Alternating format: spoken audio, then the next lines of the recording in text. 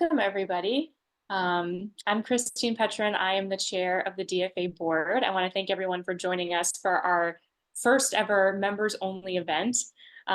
It's a pleasure to welcome you all tonight. We're thrilled to have you here to listen to one of the nation's leading pediatric cardiologists who, in addition to treating complex heart conditions across all age groups, is also a respected researcher, author, podcast host, and speaker, Dr. Eric Fethke.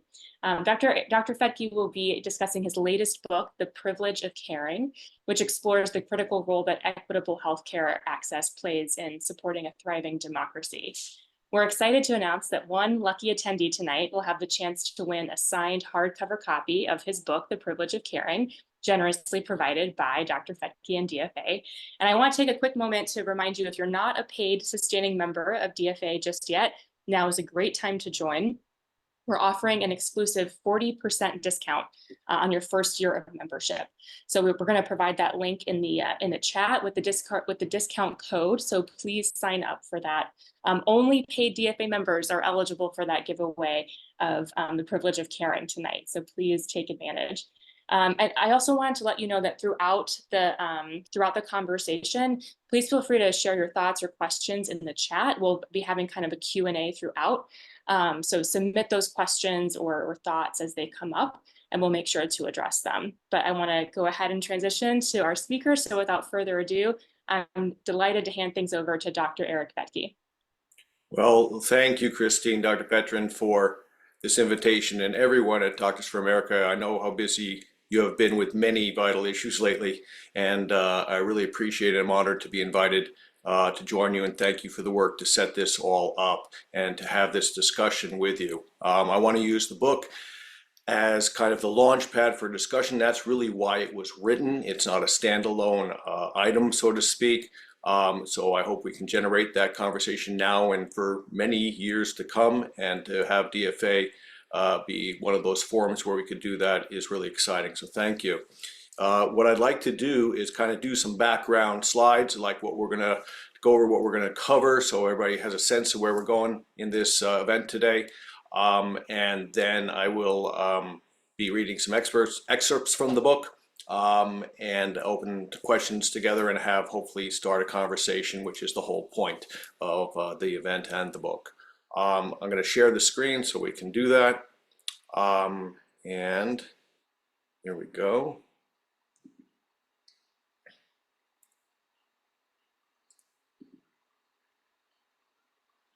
So I hope everyone can see that, the slides there. And the title of the book, the full title of the book, I think is important. The Privilege of Caring. I'll talk a little bit more about that as we go on. But in the small print down there, a doctor's urgent call to heal the U.S. healthcare system. And I really do believe that everyone is more aware than ever of the urgency of us addressing the issues in our healthcare system. And today I want to focus specifically on equitable access. We talk about that many times, and people kind of have used it as a catchphrase, but I really want to dive into what that means for our healthcare system and ultimately for our democracy itself. On this discussion, we're going to go over the background to the book briefly. You know, why I wrote the book in the first place. People often ask that, and I've learned that as an author, like, what made you write this? What was the book writing like? Then talk a little bit about equity specifically in general terms. We'll have more of a discussion afterwards about healthcare equity in the United States specifically. We'll go over some excerpts, 3 stories that I'll read from the book, because a lot of it is based on patient stories as a way to open up a dialogue, and then I discuss in more detail, which we'll do here live together. And then some questions after each excerpt. There's 3 of them. We'll see if we can get through all 3 of them, and then continue to open the discussion. The book is basically a memoir, call to action. All of us, as I tell my students, your story matters. And at first I didn't realize the story I was living through healthcare, and a lot of us in healthcare probably have that same feeling. And sometimes we wonder if we're on the trajectory we were supposed to be, or did we get offline somewhere, and does this really all matter? But when we step back, which I did through the help of a lot of people, students and mentors, said, look, your story matters. Write it down, tell people about it, and then tell them what you want to do moving forward. After a few years of grinding the front lines and teaching, tell your story. It could make a difference. It was also dedicated to patients, and again, I'll read about 3 patients, but overarching, we took one of my students actually sat down with an adult congenital heart patient of mine who's been around since the beginning of adult congenital heart surgery, and sat down and took his autobiography. She wrote it down. We didn't know what we would do with it. It has become the overarching story throughout the entire book, and I urge people to kind of look at that, because his request before he passed away a couple of years ago, not of his heart condition, but of diabetes, was, please, doctor, don't let the system fall apart that allowed me to have a full life and I would not have had before as a father, grandfather, great-grandfather. Don't let the system go the wrong direction. We've had a good relationship together. Keep it going. I didn't know how to do that. It became the book. That's how I'm trying to do that and honor my promise to him. And then we'll talk about the various aspects of privilege. And I really found that the title grew on me in many ways, and other people have asked what I meant about the privilege. And I think it's the idea as doctors that privilege, to be having an education, to become a physician and to be able to do that. Obviously not everyone yet has, and we'll talk about that, has the access to pursue perhaps their calling to care for others. So that's a privilege as I see it. But also to be in a nation at large that can deliver a healthcare system with all the potential that we have is something else that's a privilege. And with privilege, obviously, it sounds trite, but comes responsibility. And the question is, how are we going to maintain that privilege and that right here, and how it ties to our democracy? I can go on with the privilege idea, but it really is, I see it as an honor and a privilege to care for people. And I think if we start viewing it more that way, instead of a chore or onerous or all the problems, maybe we can find some light and solve some of these problems together. Writing a book, you always wonder what people are going to say about it, and we were thrilled in the launch to have a lot of #1 ratings through the different means that access a book, but in many different categories: public policy, health insurance, industries, business and money, politics, policy, and it was really, very exciting to know that people found the book was meaningful, and I hope to all different audiences as well. And a lot of people came back and basically wrote some wonderful commentaries. So I was thrilled. Of course, it's always rewarding to be reassured that your work was meaningful and meant something to other people. Talking about healthcare equity, focusing on equitable access.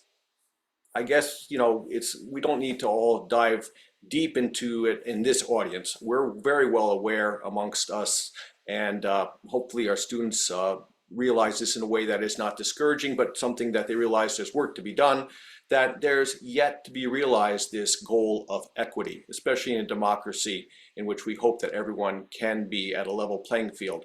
So knowing that, and knowing that not everyone can access care in a way that is equitable, we talk about the disparities at many levels, and I discuss this in the book. I know DFA does a lot of work in this capacity, but this is at multiple levels, whether it's the medical education level, whether it's the socioeconomic levels, whether it's different states and policies and different issues. It's a very complex issue, I understand that, but I'd like to sometimes simplify it by looking at what we have in common so that we can approach this. And many of the guests that I've had on my podcast, and that's why I allude to this here, The Pursuit of Health, have provided some wonderful ideas about how we can just really find some common denominators that we all share to focus on a problem that seems overwhelming, but may not actually be that, be so if we really find out what we share in common, what our goals are.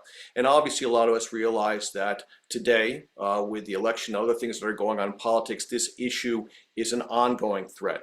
Instead of moving forward, a lot of issues going back, and that's become a theme in obviously the candidacy of our president candidates here. Which way are we going, and talking about that. And of course, healthcare is clearly tied to that issues. And the effects on the U.S. healthcare system, we all know that ultimately when we don't have equitable access, we don't rank as well as we have the potential to do for a lot of things, including child mortality, prematurity, mother-baby mortality, and really when you factor in our resources and our potential, we are sorely lacking.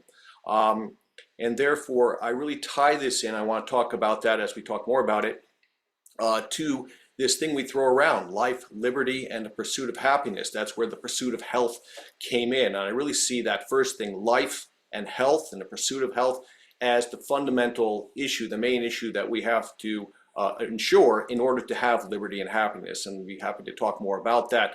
But I think our founding fathers did the order life first for a reason, or at least maybe they did so unconsciously, but I think it was probably intentional. And then, of course, we don't want to talk about all the problems. We want to talk about solutions. We can talk more about that together, but I provide in the book some ideas about our education system amongst non-physicians or non-medical professionals, as well as medical professionals, how we can make patients be part of the process, getting an ongoing dialogue. That's what the podcast is about, and events like this are about, and ultimately getting everyone up and moving forward in advocacy, which is a big part of Doctors for America's work. So during this, I'm going to talk about give some excerpts from the book. The first one is Mary Ann's ordeal. I'll read that in a moment, but I'll give you a background. It doesn't say that in the book, but I want people to know here at this event that this actually occurred on a military base, and I think that will change the story a little bit for all of you who have an inside scoop to that. Then we'll open some questions. That is obviously an American family. The second story is Iman's journey. And Iman came from Pakistan. It was a charity work that was done by some of my colleagues and I here, and she returned to Pakistan, but benefited from our healthcare system, as you'll see.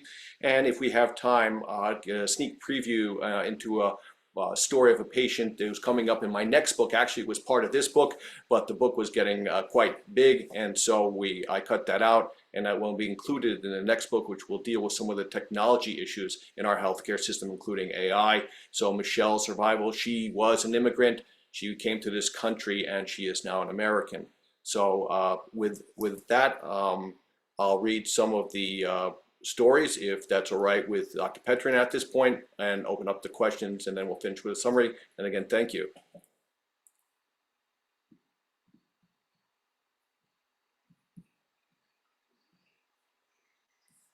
Okay, I'm gonna just get off the screen here, the screen share.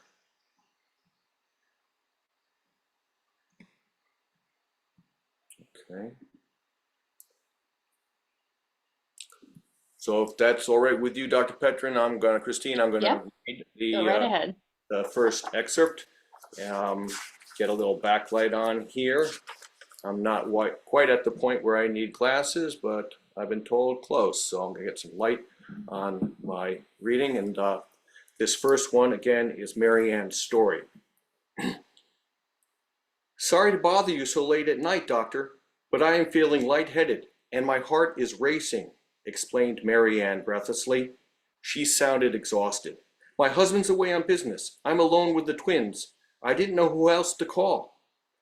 Mary Ann was born with the right half of her heart missing. As an infant, she began a series of 3 heart operations that progressively allowed her circulation to increase the oxygen content to her body. However, her heart muscle had become more tired, and the surgical scar in her heart chambers became a source of frequent, irregular, and rapid heartbeats. Mary Ann was on medication to control these abnormal heart rhythms, but they made her tired. She tried to time her naps to coincide with that of her 1-year-old twins. Yes, miraculously, her heart had been strong enough that she was able to carry twins herself.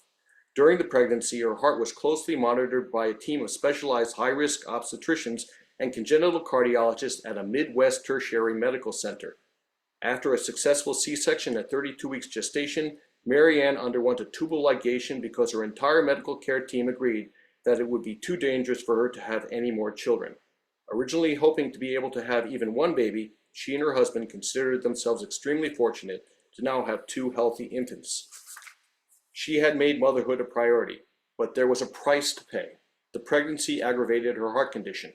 In the spring of 2009, just months after the twins were born, her young family relocated from the Midwest to New York because her husband was offered a promising new job. She had been referred to me by her original cardiologist when they notified him that they planned to move. After receiving her extensive medical records, I saved an hour-long appointment in my schedule for this wholesome appearing young couple who now sat before me, a sleeping infant in each of their laps. We did our research, and Dr. Fethke, your name kept coming up. We even chose our new house so that we'd not be too far from your office, she explained excitedly during our first outpatient visit. Right then and there, I did something I rarely do. I gave her my personal cell phone number in case of an emergency. It just felt like the right move. Thank you so much for being so available, Doc, sighed her husband in relief at the end of the visit. I travel a lot, and it's reassuring to know that Mary Ann is in good hands, especially being alone with the kids and all. We will only bother you with a direct call if there is a real emergency, I promise.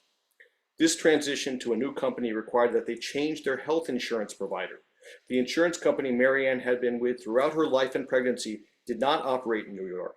It was not even an option for her husband's new company. Even more concerning, every health insurance option under the New York employer considered Mary Ann's congenital heart defect to be a pre-existing condition. Most would not cover the majority of costs related to medical care for her heart. Because of her heart condition, the family had to settle for one of the health insurance carriers that provided most of her ongoing medical needs, yet at a much higher annual premium than her old insurer, as well as an extremely high deductible and copay up front. They were stuck and had no other choice. Given the professional opportunity for the family and potential economic upsides, they crossed their fingers and moved to New York. They were hanging on to hope that Mary Ann, now 23 years old, would not need any major medical care until they were more financially secure. However, 6 months after arriving in New York, her heart was screaming for attention. Now at 3 a.m., on a cold winter morning in upstate New York, she explained to me between gasps of breath that because her insurance did not cover the cost of her heart medications, she had been taking only half the dose to minimize her out-of-pocket expenses. She woke in her bed with immense pressure over her chest and shortness of breath. Her mind raced as she weighed the balance between the huge out-of-pocket cost of going to the emergency room versus waiting it out to see what happened. The doors of the ER were literally across the street from their home. She took an additional heart medication pill to hopefully slow down her racing heart, but after 30 minutes she felt no better. She started panicking. She knew she needed immediate help, but on her way to her infant's room to take them with her to the emergency room, she passed out. She awoke to find herself on the landing that divided her stairway between the 2 floors of the new home. Mary Ann was so disoriented and confused that she didn't know why she had been on the stairs in the first place. It made no sense to be there because the children were on the same floor as her bedroom. She sat on the landing, talking to me on her cell phone. What should I do, doctor? I'm scared. My husband's away and I can't drive in this condition. I can't leave the twins alone. I don't know anyone who can come and watch them. I could walk to the ER, but it's very cold. I'm not sure I can carry the twins. I took her cell phone number and told her that I would call the local ER and ambulance myself. Despite my best plans, I got stuck on the phone waiting for the ER nurse or doctor in charge to pick up. I dared not hang up, but I also wanted to notify the ambulance. Just as I was about ready to hang up with the ER, a doctor responded. I started to explain the situation. He interrupted politely. What does your patient look like? He asked. A 20-something blonde with twins? Yes. Do you know her? I asked, somewhat surprised. No, but I think she just walked in through our doors in her nightgown, snow in her hair, with a child in each arm. Mary Ann had made the heroic decision to choose health over costs and crossed the several blocks in the dark to reach the ER on foot. While a nurse's aide kept an eye on one of the twins, the other nestled fast asleep under Mary Ann's right arm while she received IV fluids in her hand and a dose of strong medication to calm her still racing heartbeat. After I made sure with the ER doctor that she was stable, we transferred her to the city hospital where colleagues could best take care of her as an adult with a birth-related heart condition. Fortunately, she not only survived this life-threatening event, she sought professional care early enough to stop the abnormal heart rhythms so that she suffered no additional injury to her already weakened heart muscles. She was lucky to be alive, and she knew it. Mary Ann's husband rushed back from his business trip that same night. The very next day, from her ICU hospital bed, they made plans to move back to the Midwest.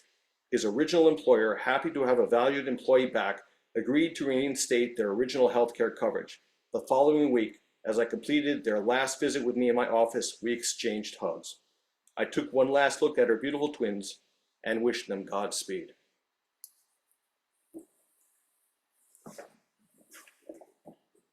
Wow, that's a pretty horrific story, and I think the most upsetting part of that is I think a lot of people on this call, including myself, can think of similar stories with our patients that are just as terrifying. We'll take a moment here. If anyone wants to share any thoughts or post a question, we can read from that. But to kick us off, I've got a question for you, Dr. Fethke. Like I said, everyone at DFA is very committed to a lot of the same kind of advocacy work that you're doing. Very interested in equitable access, and we're very interested in using our stories and using our voices to kind of spur that advocacy along. And I'm wondering, for you, you laid out so beautifully what drove you to write this book, and a lot of the stories you're just shared and you're going to continue sharing are part of that. But I wanted to ask you specifically, why the book? Why the podcast? How did you choose those avenues to kind of explore these issues further? And and I guess the second part of that question is, after having done this work for a little bit of time, obviously you've got the second book coming out, but what other avenues are you looking forward to in the future to kind of continue some of these projects?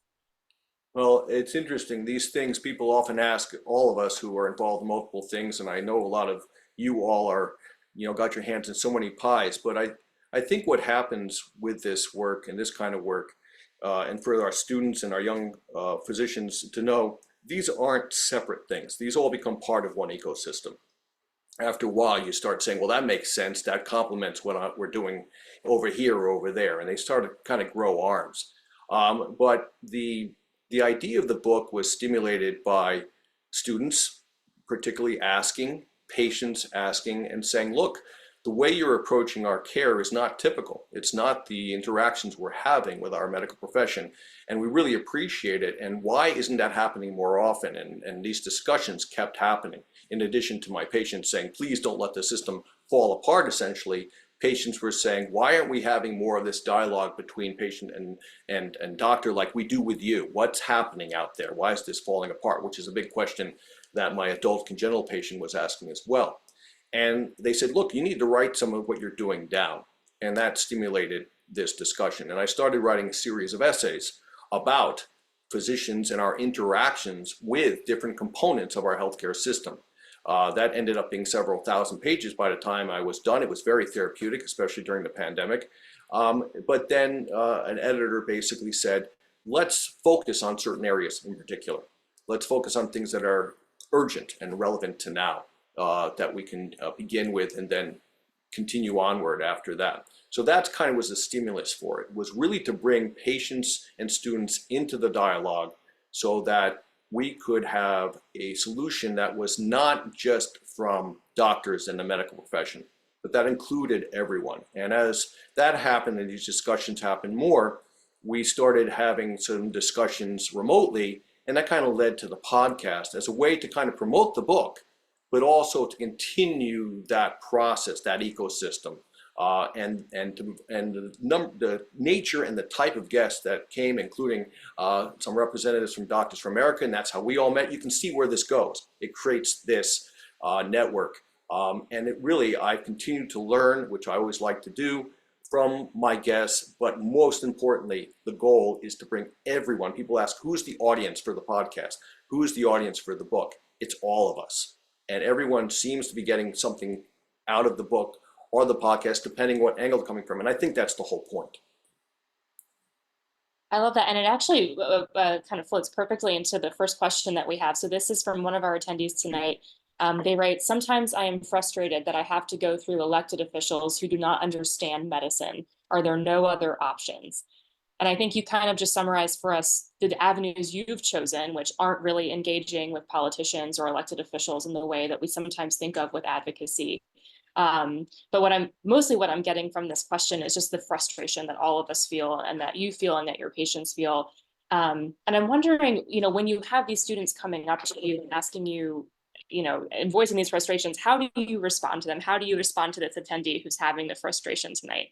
Yeah, and I think I'm fortunate to be a pediatrician, first of all, to work with children. It kind of puts you on the hook to say, look, I can't give up. This is a brand new life here. And I think that mentality gives me hope each time. And I think that is part of the field that I chose, helps me kind of get out of that funk sometimes, because I see these beautiful children. I go, look, I'm somewhat responsible for what happens to them. And I think the second part of that is a pediatric cardiologist, and as I alluded to, my patient was an adult, and people go, how can that happen?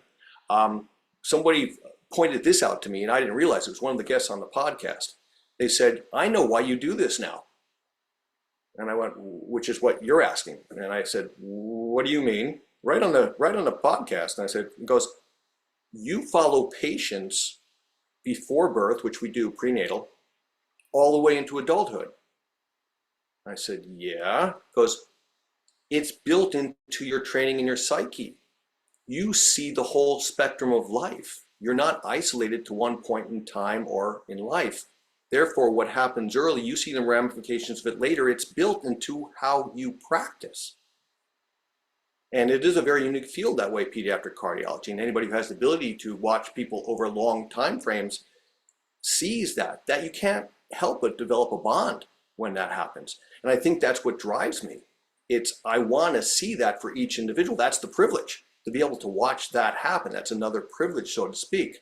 But I think in addition to being a pediatrician and having the students there constantly ask, the other, I don't call it a trick that I use, but anytime we get stuck, it's advice at this point to my students, anytime you get stuck in something that seems just so awful and just so frustrating, I turn around and step back for a moment, and kind of say, wait a second, let's turn this around. And I have a t-shirt now, a student has made for me that says this right on the t-shirt. It says, that's not the problem. That's the point. Therein lies the solution. Once you identify the problem, don't just sit there and dwell on it and go, oh, look, patient's dying. Yeah, everybody looks at it and we all agree, the system is in trouble. We can all get to that point. We finally got there. Now what? Now that we're all on the same page, the answer is together. That's the point. We've identified the problem. Let's not just kick it around and beat it and stare at it and point at it. Let's do something about it. And the fact that we can get to that point where we go, hey, that's what's burning me out. That's what's frustrating me. That's what's bothering my patients. That's the call to the insurance company. Then don't ignore it. You've hit the nail. Your story matters. Your experience matters. What you're feeling, and this is what I write about, and what you're going through is important. So share it. Work it out with other people, including patients and your community and your colleagues, and tackle it. Can't tackle everything together, but the things that bother and affect you most, prioritize those and make yourself an advocate to fix that. And in so doing, you may not solve it all over the time, but in so doing, you will actually find a lot more hope. I think real people around you in a network, and it'll be much more positive than negative. That's great. I want that t-shirt too. That sounds like right up my alley. I'm also, as a med peds physician, I love the from cradle to grave, the whole lifespan. That's yep. Great. All right. So I don't want to discourage anyone else from continuing to type into the chat or send us questions, but maybe we can move on to your second excerpt that you have prepared, if that's okay. Yep. And this one, the first one, as you all know, was obviously an American. And if you think, because I gave you an inside scoop, that business, that company was military. So think about that. Not just an American, but an American who's dedicated their lives to the rest of us. And that's where that story was. I didn't put that in the book because I didn't want to specifically focus on that aspect of it. But I think that's important in this dialogue, because the next patient is a patient who comes from another country to us, that we extend our excellent healthcare service to them, and they eventually do go back.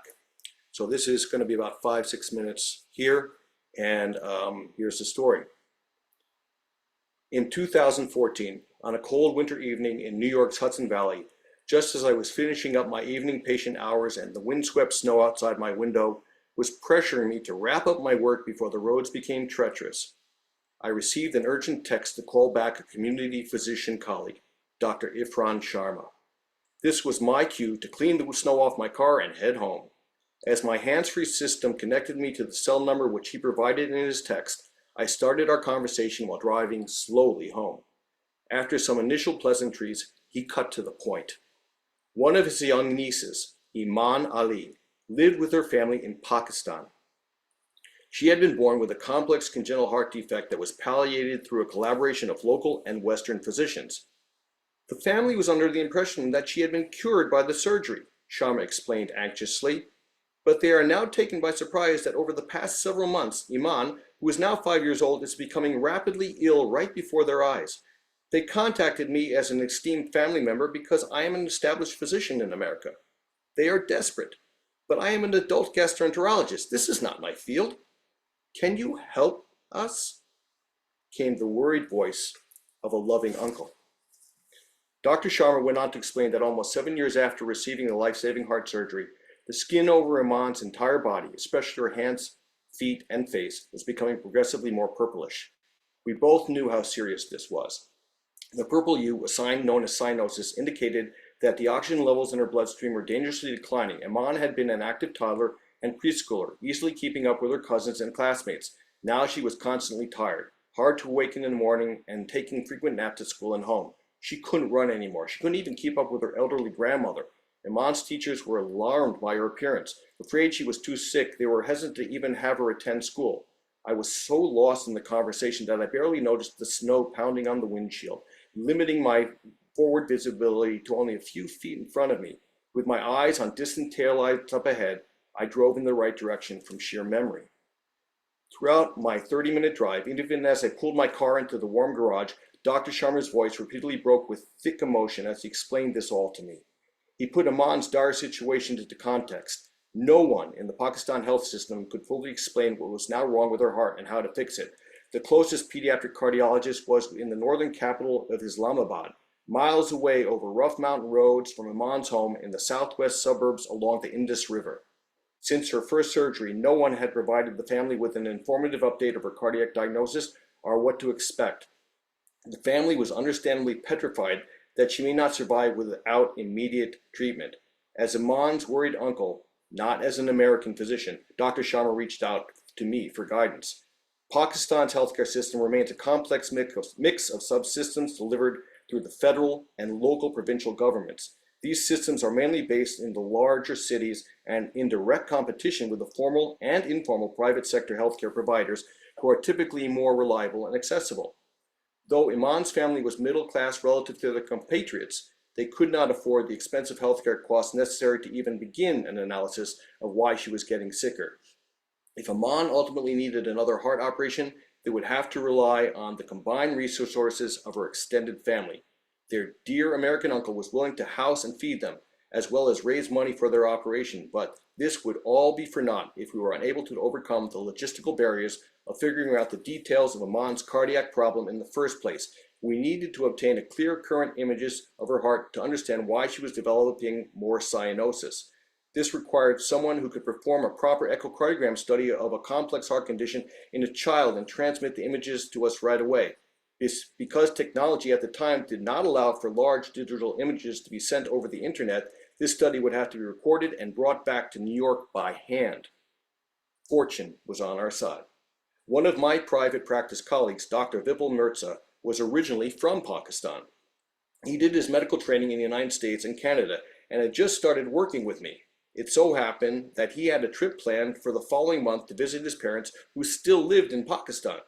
He offered to rent a car and travel over 7 hours from his family's southern home near Pakistan's largest city, the seaside metropolis of Karachi, to meet Iman at her cardiologist's satellite office.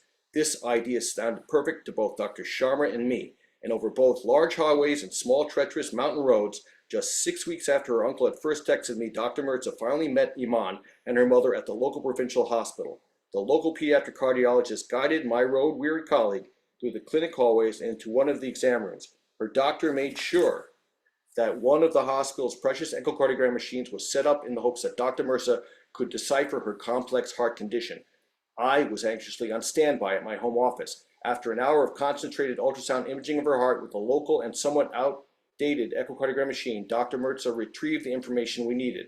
Via several slow-to-arrive text messages, he relayed back to me across the continents and oceans that some of the details regarding her heart were still unclear. However, despite the limitations of the old diagnostic imaging equipment, we were both certain that Iman would only survive with an urgent and complex heart operation.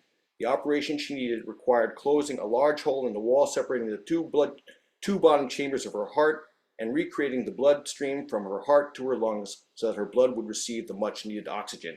It had to be performed by a highly skilled pediatric heart surgeon with a full complement of human and technical support services that existed in relatively few places in the world, including New York City.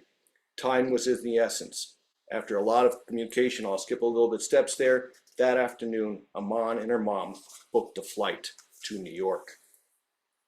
And I'll just let you know what happened. Finally, a 6-year-old Aman from Pakistan arrived in my office. She was a petite, beautiful, but also frightened, cyanotic, and sickly brown-eyed girl. She bravely and patiently bore the endless questions, examinations, and hour-long detailed echocardiogram study. Gradually, she warmed up to myself and the staff. After 2 hours at the end of this, my first of many visits, she saved the most important question for last. This is Mother. We have come all this way because she has become so tired that she can no longer even play with the other children. Will Iman ever be able to have a normal life? I sat down on my stool and rolled closer so that I sat directly across from the mother and daughter. As I laid one hand on each of their shoulders, I responded in a calm and deliberate manner. Iman and Mom, the surgery won't be easy. But yes, I believe that in the hands of our heart surgeon and hospital team, Aman's chances of getting back to being a normal kid are very good. I promise you won't be alone. My team and I will be here for you 24/7 throughout the whole process. As I finished speaking, I felt the tension fade from both of their bodies simultaneously, replaced by 2 beautiful smiles and some tears of relief. Over 6 months after her uncle first contacted me, the day arrived and Aman was wheeled into the operating room. During the 5 hours since her mother left the room, having imparted a long gentle kiss and tears on Aman's forehead as her sleep gave into anesthesia, the head surgical nurse came into the waiting room 3 times to give reassuring updates. Several hours later, a slightly tired but smiling Dr. Weinstein emerged and met with me and the family. Still dressed in his surgical scrubs and with his mask, hairnet scrumpled in his hands, he motioned for everyone to sit across from the small coffee table he was now using as a bench. Iman is fine, he started. The surgery went very well, and there were no complications. Her heart is still very strong, and her oxygen levels are now normal, actually probably higher than they have ever been throughout her life. Hugs and tears both flowed freely at that moment. Over the next several days, Aman continued to make a remarkable and smooth recovery. Within a week, she was discharged to Uncle's home. She remained there for the next 2 months and came regularly to my office for outpatient visits. On one such visit, with a cultural fondness and respect that grew out of our close and intense work together, Iman freely bestowed upon me the honor of also being called Uncle. She was thriving, and her physical and inner beauty shone through brighter than ever. It never ceases to amaze me how the boundaries between our 2 nations appear to have been permanently blurred for any of us who had the fortune to care for this special child. Simply put, Aman has become a valued part of our own lives. We may have changed her life forever, but in so doing, we further reestablished and enforced our own sense of mission and purpose in our personal and professional stories. Thank you so much. That's a beautiful excerpt. I'm thinking about it in conjunction with the first excerpt you shared, and I'm thinking about access, and it's, you know, in the first example, we have a woman who literally lives across the street from a hospital, but is like unable to fully access healthcare in an equitable way. And then we have this, like, you know, young girl living across the world and facing the same struggle. And especially when you were describing just how difficult it would be for her to get to a hospital to access any kind of even just imaging, let alone seeing a provider, is really impactful. And it goes to show you that the access piece isn't just sort of like geography, location, or even really the insurance. Like there's a whole system here that needs to be toppled down in order to provide the care that we need to provide. And again, folks, feel free to send us some Q&A or some thoughts in the chat, but I'll jump us off again. My next question for you, you talked a little bit about how your students are responding to your work. I'm wondering how your patients respond to some of these stories, whether it involves them or something that they've never even heard of or thought of, and what that experience has been like to have your patients read some of these stories. Yeah, it's a great question, and it's it's actually turned into recently what I was hoping would be years in the making. It came 2 or 3 years into the podcast. Um, I've had some of the patients now be guests on my podcast. And I think most recently there was one about a little boy in an American family of Indian descent who worked in the healthcare system themselves. And please, it's a wonderful episode. I cried through it a couple times each time. But the patients feel heard. They feel empowered. They feel like they have a role when we engage them in these discussions. They don't presume to be medical professionals. Some of them might be, but even then, they're parents and patients first. But for them to realize that not only is somebody listening and hearing not just what's going on, but how they're feeling, what their concerns and fears are, ultimately allows a relationship and a bond, and I think ultimately much higher success rate when we develop that relationship and that trust. So I think the patients are responding extremely positively and pushing me forward and saying, please keep doing this. Let's have more doctors. And I know there are a lot of you all doing that now, but let's make this the norm. And I often say that too when they come to me. They go, why aren't more people doing this? Doc, this is so frustrating. Why not? And I feel badly when they say that, because I don't want to feel like what I'm doing is out of the norm. It's what we're trained for. It's what we're called for. The fact is we've been pulled away from our norm, and we got to get back to that. So I don't want to say, well, I'm different, I'm better. That, of course, that's not the case. The problem is we all started here, and the system is bringing us away from that, and the patients are screaming for it. So that's the response I get. It's great, and it speaks to the privilege piece that you opened with, and that you titled the book after. You're right. It's a piece that we all start there with. We recognize it as a privilege, and over time it gets chipped away. And things like this event, and working with DFA and reading books like yours kind of help, refuel that energy for most of us. The end part of your comments actually ties in perfectly to what my next question was going to be, and ties into a question we got in the chat. You were starting to talk about your conversations with your colleagues, and I was going to ask a similar question. You answered, how your patients are responding. My question was going to be, how are your colleagues responding? I'm sure they're coming up to you saying, like, this is what I've been thinking. Like, this is, you put it into words so beautifully, in a way that a lot of us aren't always able to articulate. But the question we got in the chat, which I think is pretty similar, so I'm going to tie them together. This is from one of our attendees. They write, how do we get more physicians and other healthcare providers to get more involved in advocacy? Sharing their stories is fabulous, and we need them to change the system. Yeah. Thank you for that question, because ultimately that in there lies the point, the solution. How do we move forward? We know, as I came up in discussion in one of my recent podcasts on the same kind of discussion, was we know what's wrong. We feel it. We feel sometimes powerless to address it. And advocacy is the key. And again, it sounds too simple, but not alone, not as a profession, not as an individual, not as a practice or a hospital, apologies, but all of us. What we have to do, I think, and what we have to do is we have to raise the expectation that this is how we're going to proceed. This is how we're not going to let go of that, but we'd only taught, we have a calling as clinicians, and we want to hold on to that calling. But I think what was missing in that calling, and what I've learned, is that we miss that we're one piece of the pie. As some of my colleagues have said, I'm in my study now with a lot of baseball images around me. My wife is a big baseball fan. We're part of the bench, but we're not the whole bench. And some of my colleagues, including Don Berwick and others who work with DFA and have been part of this, have all alluded to this idea. We're leaving too many people on the bench who matter. And what we've got to do is not, train and do all that and do our training the way we've always done it, and then come and try to have a wake-up call. We should bring this into our education. How we train as clinicians should be including this dynamic. This should be how we think. We need to change the culture of how we train and practice from day one. And once we do that, I think it's a low-hanging fruit. A lot of these things will be solved because we won't be focusing on 10 minutes, 15 minutes in isolation. It's all on me as the doctor concept anymore.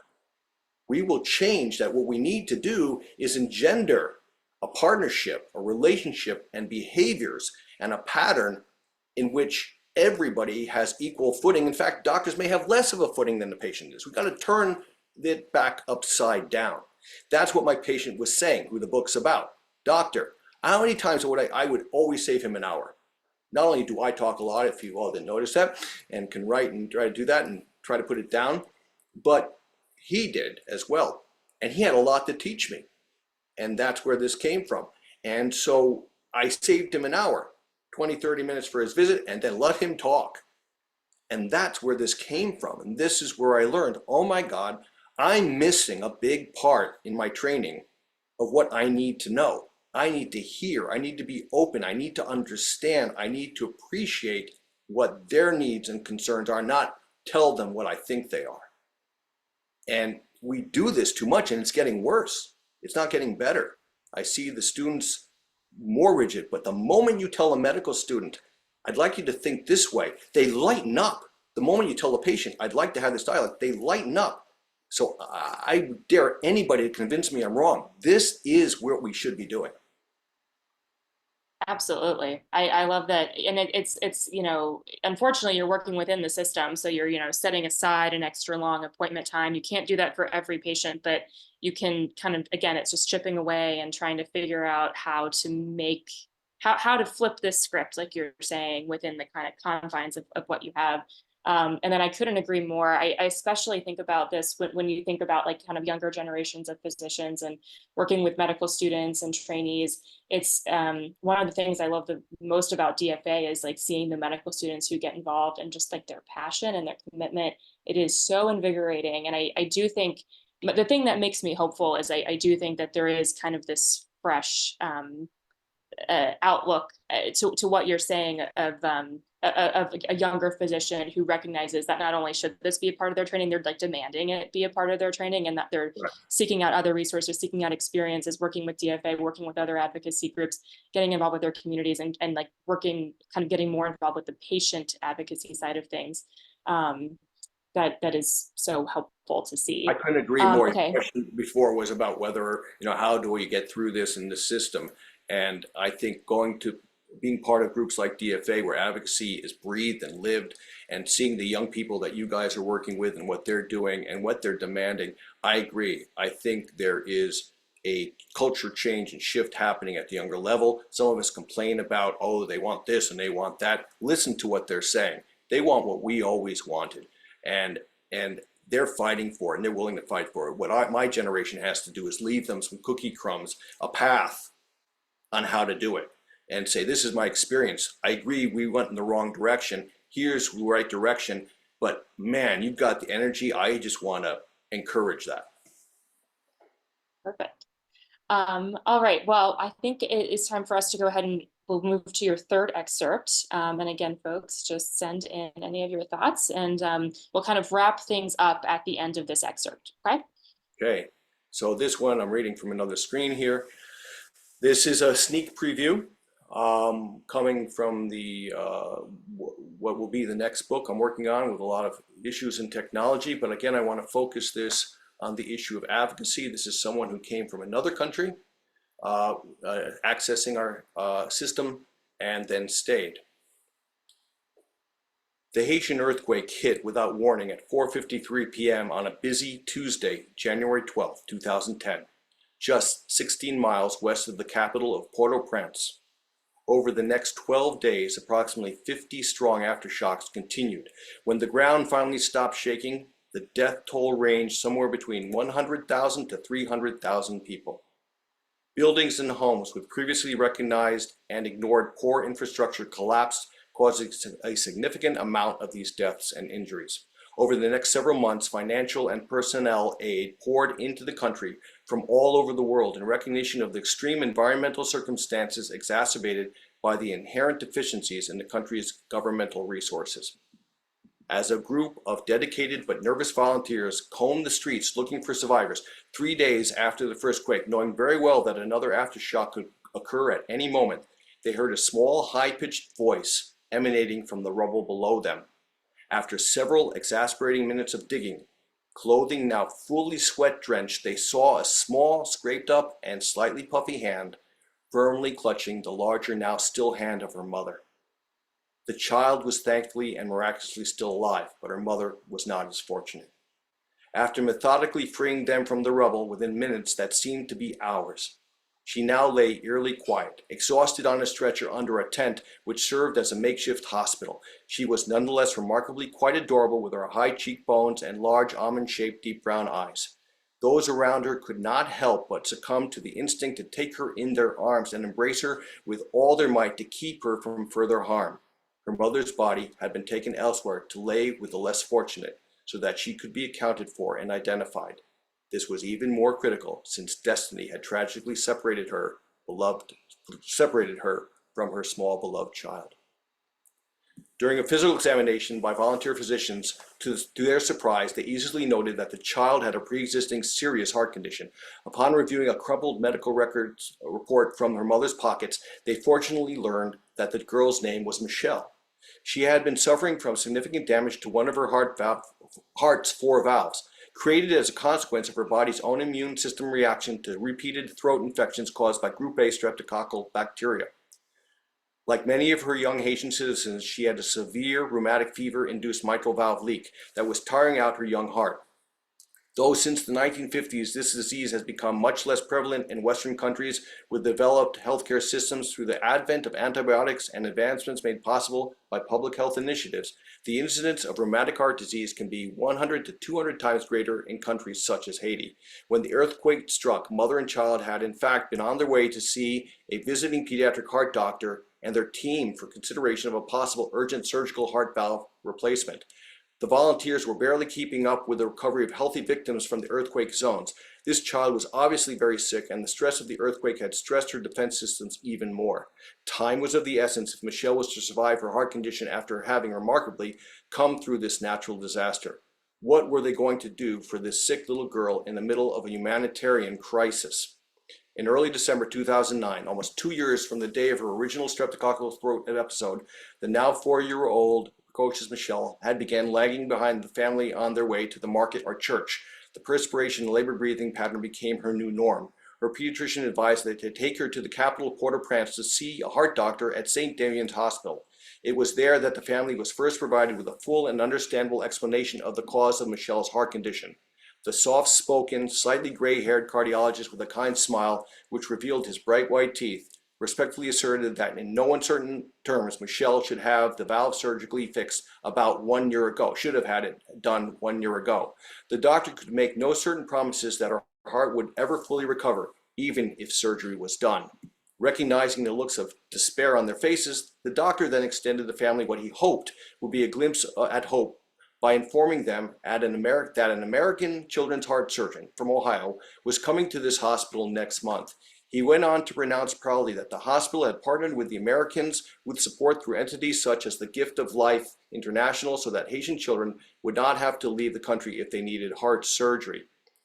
The compassionate pediatric cardiologist and his team spent the next hour explaining how rheumatic fever caused heart damage. Now her daughter's young body was struggling to keep up with the leak in her valve and how the surgery would work. Through images and patients, the mother actually demonstrated a keen intellect and asked very poignant and relevant questions. By the end of this discussion, she calmly indicated that she understood and was now satisfied. They were decisively on the way back to the city to see the American pediatric heart surgeon on the day the earthquake hit. They never made it. Among the group that had helped retrieve Michelle from the rubble was an American family who were known for their dedication to such volunteer efforts. They easily fell in love with this remarkable child and arranged to foster her back in the United States, where she underwent the far overdue and initially successful heart valve replacement. As fate would have it, the Foster family lived in New York in the adjoining county where I had just established a new outpost of my main pediatric cardiology practice. This new local expansion venture was made possible by the fact that we had just purchased a newly created portable laptop-sized version of the standard heavy and larger garbage can-sized echocardiogram machines. Ironically, I had just returned with my family from a medical mission expedition to the Dominican Republic on the border of Michelle's home country of Haiti, where I had transported this very same small echocardiogram to use in the refugee camps established for victims of the earthquake. When Michelle arrived with her new foster family to my new clinic, it was immediately evident to all of my team that this was a beautiful and special child. Her smile and life force literally lit up the room. She was reportedly doing very well and tolerating her medications, including blood thinners to keep her new valve opening and closing smoothly. We established a baseline study of her heart, focused on her new mitral valve with our portable echocardiogram machine, and arranged to see her again in a few months on one of our return visits. The parents were thrilled that we had brought our resources to their community. At the next visit, Michelle did not look well. The family actually reported that 2 days prior, she had fallen while running across the street in New York City during a family outing. She recovered almost immediately, and they thought she had just tripped. On further questioning, Michelle revealed that she had actually blacked out. When I examined her heart, the valve did not sound as good as at the first visit. I therefore sent her in with my technician to get an updated echocardiogram image of the valve. Within minutes, my technician came out with a very concerned look on her face. Our suspicions were correct, and revealed that the replacement mitral valve inserted less than 2 years prior was stuck in a virtually closed position, thus blocking the path of blood from the upper to lower chambers. I immediately informed the family that this was a life-threatening situation. I then arranged for emergency transport to my affiliate New York City's Children's Hospital. That evening, they met my colleague, a young pediatric heart surgeon, who confirmed that he would be now performing the emergency operation. The family was understandably in a state of virtual shock and leaned on me regarding the choice of hospital and the surgeon. During the operation, the waiting room filled with a large number of extended foster family members who clearly identified this child as one of their own. 4 hours later, the surgeon entered the waiting room still in his operating room clothes and was quickly surrounded by over a dozen family members. To their relief, he gave them the good news that he had successfully removed the blocked valve and placed it with a new, very well-functioning, perfectly sized mitral valve. She had tolerated the procedure without a hitch and was expected to be back home within days. As of this writing, Michelle's last heart operation was over 6 years ago. Since then, she has flourished. She is now very healthy and has proven herself to be a very bright student who also participates actively on her modified softball team. She proudly professes that someday she wants to be a pediatrician, maybe even a pediatric cardiologist. Even more amazing is that soon after her last operation, she was officially adopted by her foster family and has adjusted very well emotionally because of all the love that surrounds her. Her young life and the limitless future opportunities that she has in store were all made possible by an international medical team approach, as well as a heavy dose of love combined with some of the newest technologies and skills of remarkable pediatric heart surgeons. My team is proud to have played a small part in her miraculous story, and we look forward to helping her meet all of her potential. The world is clearly a much better place because Michelle lives amongst us. That's wonderful. That every piece of that story truly was a miracle. That was really that was such a great excerpt to end on. I'm looking forward to kind of the next iteration and reading more of your stories and what's coming next for you in the next book. We have another 15 or so minutes left tonight, and I think we've touched on a lot of different topics. And we've talked a little bit about some of like the geographical diversity, the international and some more like domestic stories. I think just to, I think we'd be remiss not to like more specifically talk about the constructs of race and ethnicity and how that plays a role in access in the United States in particular. I'm wondering if you have any examples in your book or any conversations that you've had on your podcast that have been kind of particularly poignant for you in this realm of what access can look like. Yeah, and I think that I touch about this somewhat in the book, but much more in the podcast because it's a discussion that really needs to have all sides come to the table again in this discussion. I've made it a point to invite people of color, including clinicians of color, to be guests on the podcast, to have this discussion about what it's like to be a physician of color in our healthcare system, to be educated here, where their own backgrounds and how they got to the healthcare system, what it was like, and then to practice. We've had episodes talking about people of Muslim descent and some of the biases that come with that as well, and the understanding. And we're trying to tackle these issues by literally having people meet on the podcast and discuss the book, people who are coming from these backgrounds, who are trying to address this professionally. Some of the patients, as I said, are coming from these backgrounds as well. And clearly, one of the areas and one of the most important areas that we are all suffering from is our inability to address the structural racial issues that are creating the barriers and the boundaries at so many levels. The racism that is built in, and many times, as we've learned, people aren't inherently being mean, but don't realize that what we've accepted as norm at so many levels is so inherently, when you look down at it, based in racial structural issues that are limiting us from being the best clinicians we could be, and ultimately tying into the theme of this discussion, meeting our full potential as a nation.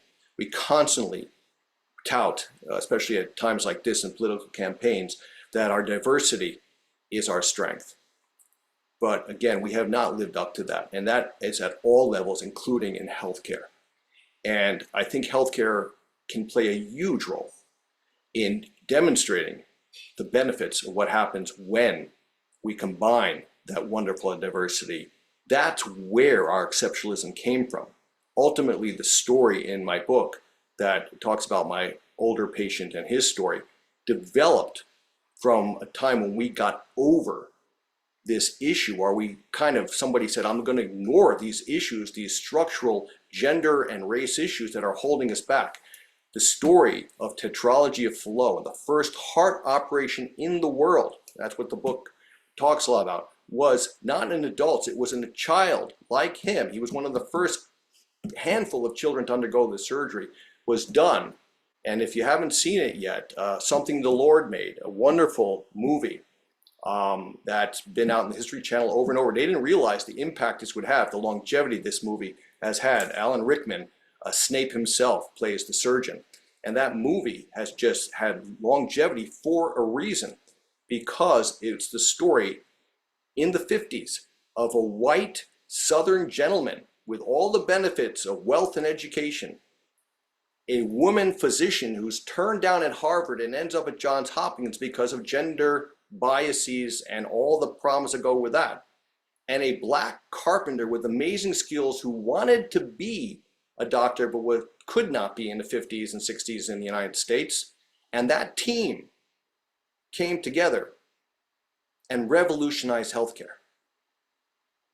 And that's what the book, the overarching story is, how that man, my patient, benefited from that combination of diversity, which is purely an American tale, and how we ignore and keep, again, not the problem, the point, missing that there lies our strength in healthcare as well. Look what we could do, doctor. Don't let them forget.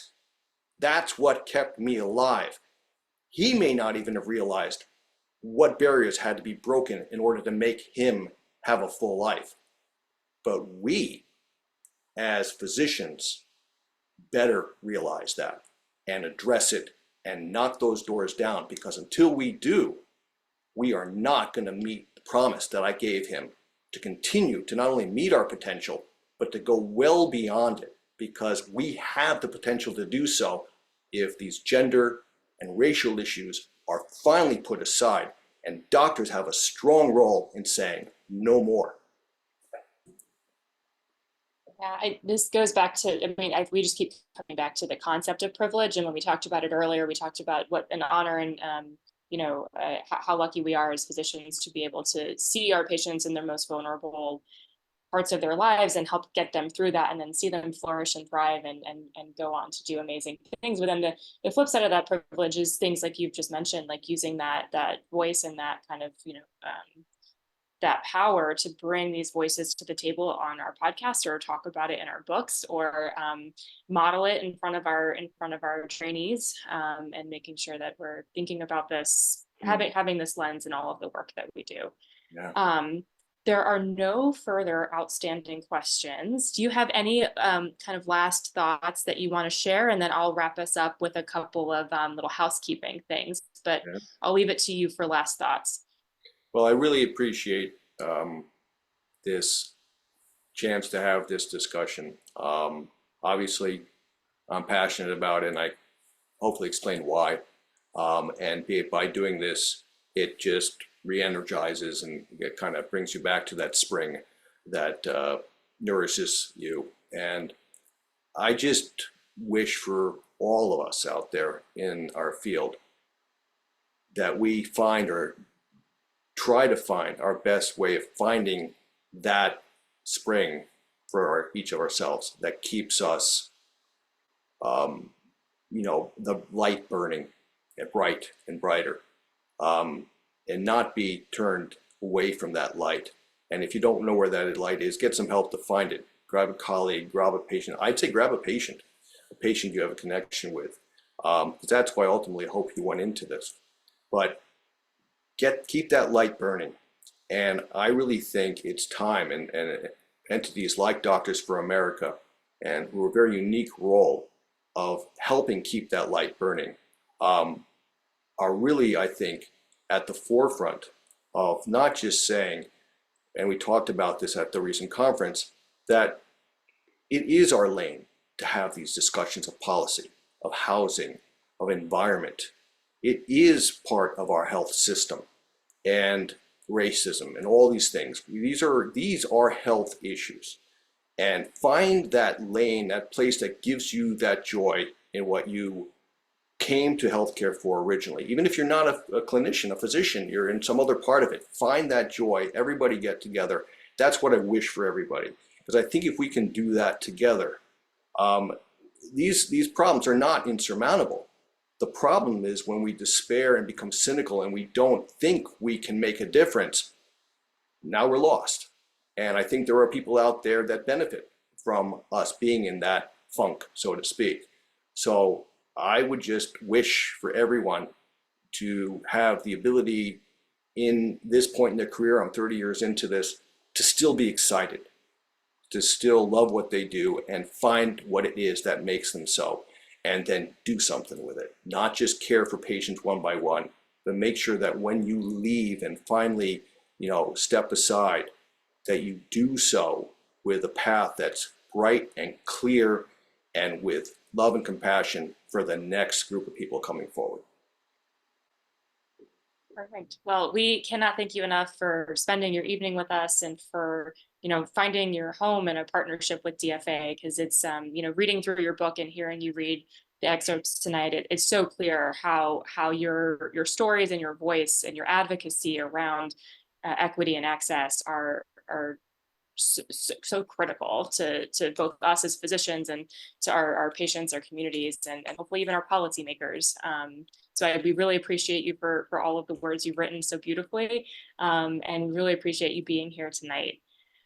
Just a couple of things before we end this, everyone. I want to direct your attention up to the top of the chat, and maybe we can copy this again for everybody. But tonight you have a chance to have 40% off of a DFA membership with the code SUMMER, and that's valid through September 19th. There we go. There's the link.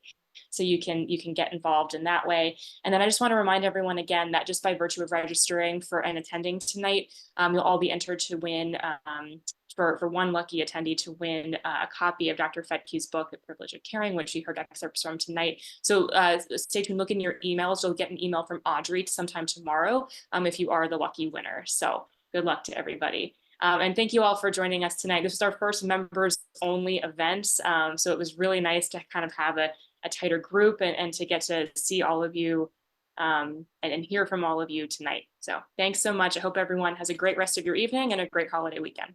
Thank you all again. Take care.